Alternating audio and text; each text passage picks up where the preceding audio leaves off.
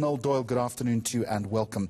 Just referring to an interview that I did with Spoor attorneys earlier this week, they said it's been 2 years since the factory was shut down. They also say that you've been busy with your own investigations and have yet to make discovery and give them documentation which they need to process the claim. They claim that you are kicking the can up the road, that you're delaying the process.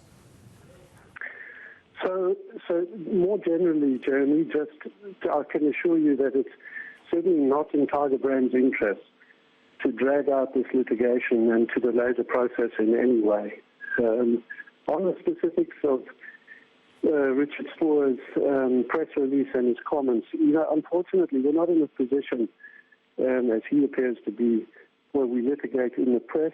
We are responding and have responded to his document in terms of the legal process, and we really can't comment further except to say that we're quite comfortable that at the outcome of that process, in terms of disclosure, that we'll be seen to have actually acted properly. Well, Mr. Doyle, whether you like it or not, this is a case in the public interest, so I am going to continue and ask you, why has it taken so long for you to conduct this investigation?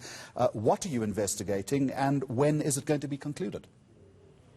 So in terms of the investigation, all the work that we've done in terms of the investigation is completed.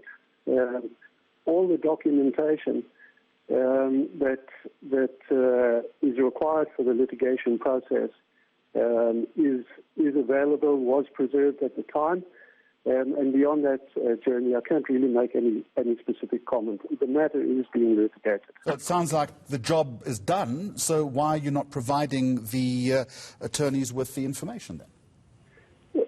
Again, there's quite a lot of complex legal technicalities behind disclosure matters, Jeremy, and that has been attended to by our legal team. What are those complex legalities? Try me.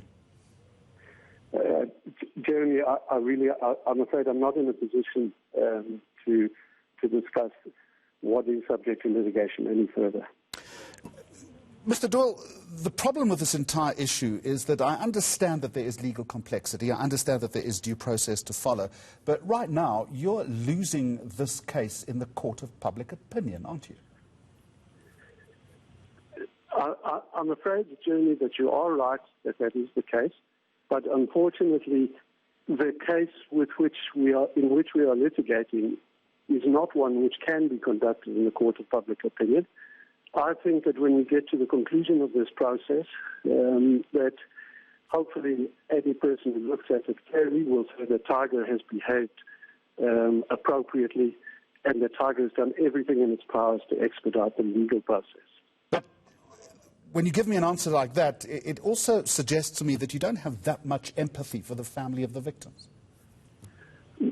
Jeremy, I can assure you that is not the case. And that is why in every step of this process, we honestly believe that we have moved as quickly as is possible, and we believe that ultimately, when the whole of the process is laid bare before the public, in terms of a court process, and when you read any comments that are made in terms of judgments, that we believe that we will be shown to have acted as quickly as possible. Are you looking at any points in at an out-of-court settlement? I'm sorry, Jeremy, could you repeat that, please? The question is, are you starting to either consider or reconsider an out-of-court settlement? At this stage, Jeremy, that isn't a matter that we have a firm view on. All right, Noel Doyle, it's not something that we would rule out. Thank you. Sorry, to repeat that. That is very important. So it's something that is potentially still on the table. I apologise for interrupting. It's not something that we would rule out as the litigation unfolds. Noel Doyle, thank you very much indeed. Chief Executive Officer of Tiger Brand.